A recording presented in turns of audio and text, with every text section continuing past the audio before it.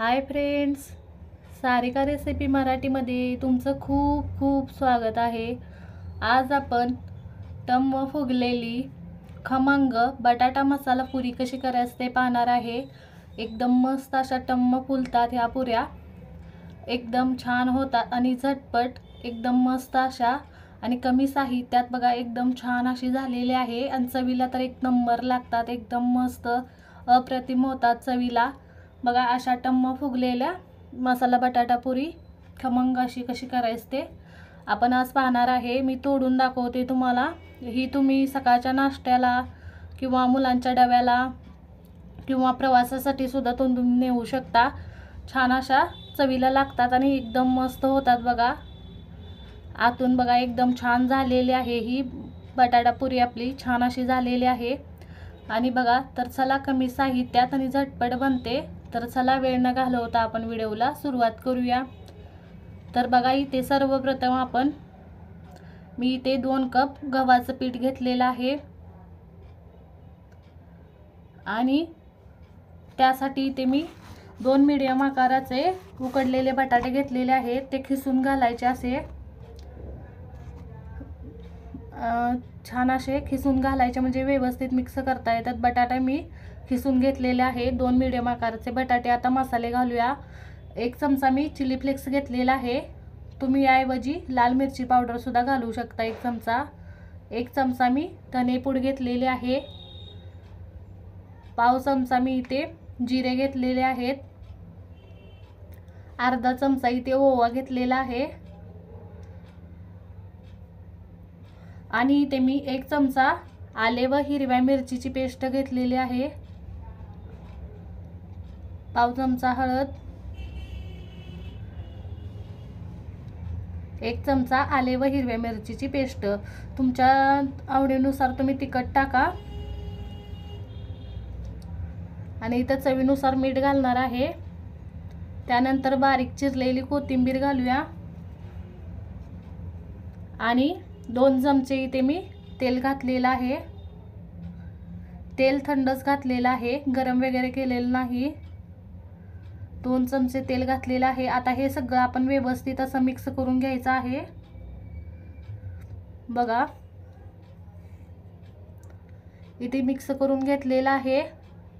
इथे मी अर्धा चमचा इथे बघा कसुरी मेथी घेतलेली आहे, खूप छान चव लागते। कसुरी मेथी पण अर्धा चमचा मी घालते, तुम्हाला हवं असेल तर घाला, नाही घातली तरी पण चालते, पण चव छान लागते यामुळे।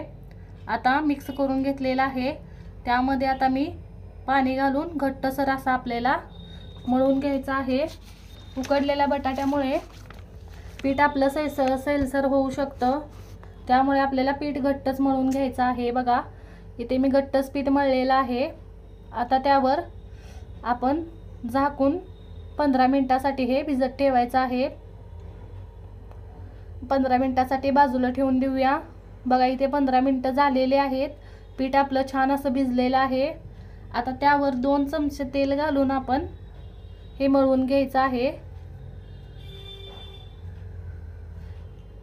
2 चमचे तेल घालून मी इथे छान असं मऊसर असं पीठ मऊसूद मळून घेतलेलं आहे।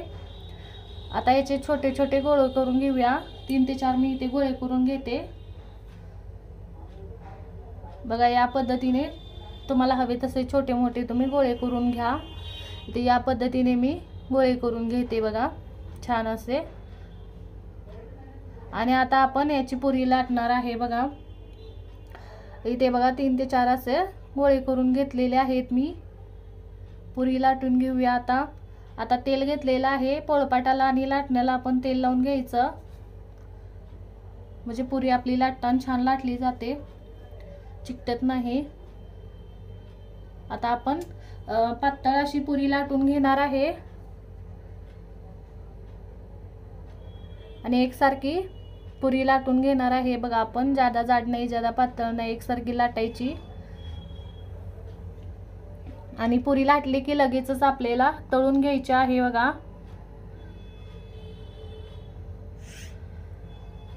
बघा इथे तेल गरम झालेलं आहे, तेल आपलं कडकडीत गरम हवं आहे आणि पुरी लाटली की पटकन तळून घ्यायची आहे आपल्याला। मीडियम फ्लेमवर बघा असं वरून तेल टाकायचं म्हणजे पुरी आपली पटकन फुलली जाते।